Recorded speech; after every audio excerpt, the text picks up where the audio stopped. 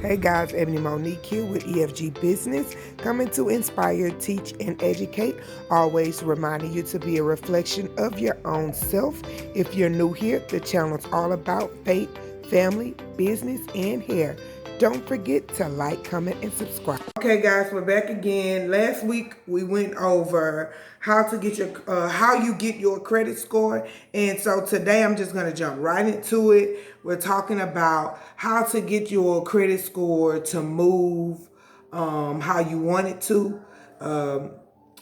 even on a weekly basis. Okay, so I'm going to give you some tips, and I'm going to start off with 3 steps that you're going to need to take in order to get get your credit score consistently moving. Because a lot of times we have issues where we're saying we have a credit card, we're using the credit card, but are you utilizing it correctly? Okay, and you're saying you're using it, you're paying it on time and everything, but my credit is not really moving. So I'm going to read these steps. The first step is number 1 is keep your utilization at 30% or lower at all times, and a zero balance will not help. Okay, so you want to have your overall credit be to where you are not utilizing more than 30%. That's simple. Whatever the amount you have, you're going to multiply that times 30%, and it will give you how much you can use on your overall credit, not just one credit card, because you can have several. Have the scenario like I used last time. You can have 5 credit cards. All 5 of those credit cards each have a balance. A credit line of $1,000. So the total amount of your credit is going to be $5,000. That's the total amount that you have to spend. Now, out of that total amount, that's where you want to look at your 30%, okay? That's where you want to look at it. It's smart to keep each card under 30%. So what you can do is you can divide the 1,500 between the 5 cards. That'll continue to keep your credit moving, and you using your cards, because what I told you, what happens is if you allow a credit card to be dormant, typically the creditors, after so long, they will either decrease your credit line or they'll close that card altogether. So you want to use a credit card at least once a year, and maybe twice a year would be better, like every 6 months, because I'm telling you, these creditors, they will knock you down in a hot second. So let me give you this scenario. You have $1,500 that you can spend, okay?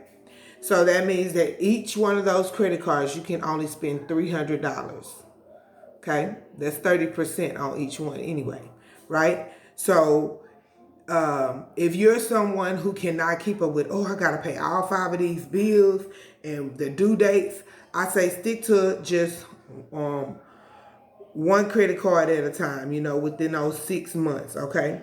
So you're just not going to use over $1,500 at each time, okay? So that's going to lead us to step 2, which is you're going to use your credit card only for necessary things.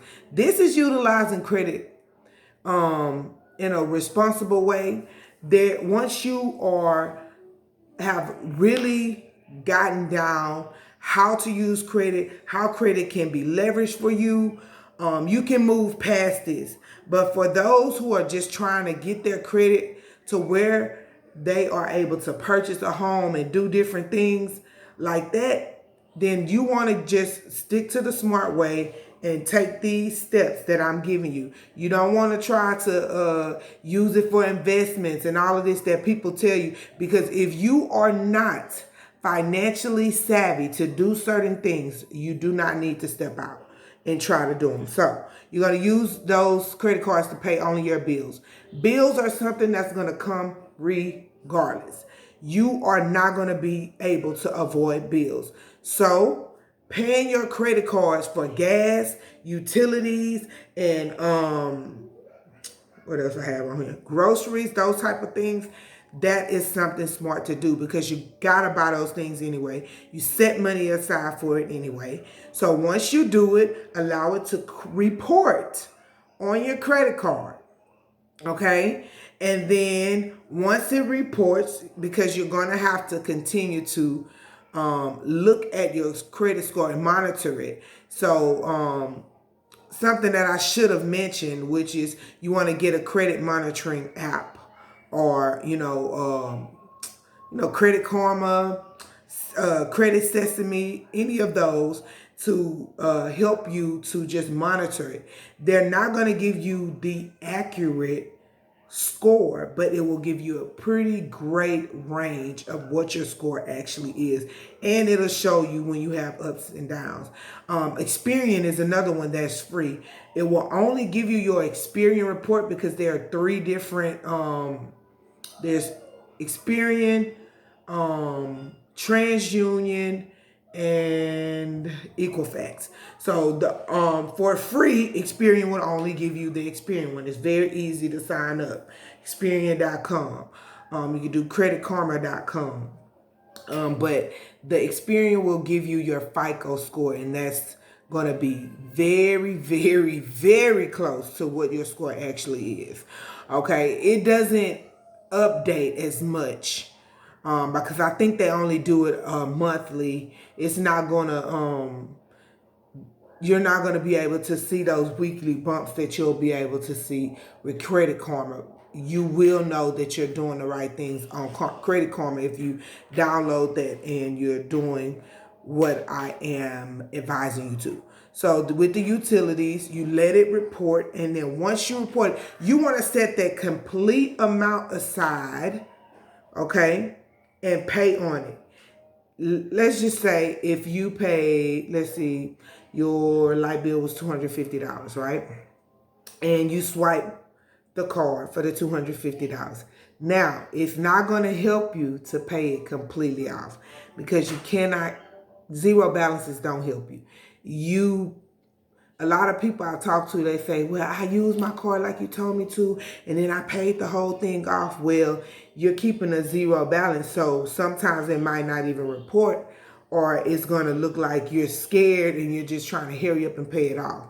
So you got to kind of leverage things. You can still keep the whole $250 in an account set aside, but only pay $200 of it, and then the next month then you can pay the minimum balance. Okay, so the last one is going to be number 3, which is pay credit card bills bi-weekly instead of monthly, and on the due date.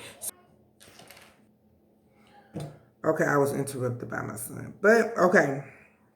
Like I said, number 3, you're gonna pay your credit card bills bi-weekly instead of paying them monthly, and then you don't pay them on the due date, because if you pay it on the due date, sometimes it won't. Some credit cards, they won't report to that the credit bureau. You'll have to wait because you're paying it on that date, and the creditors on that particular date is when they will report to the credit bureaus. So if you do bi-weekly or whenever you get paid, you can put, instead of let's say your payment is $35, your minimum balance. Well, instead of paying just $35, if you can, okay, you just say you pay $17.50, and then right before the due date, you pay the other $17.50 if you have to do minimum balances. But I always tell people never, ever, ever, ever pay the minimum balance.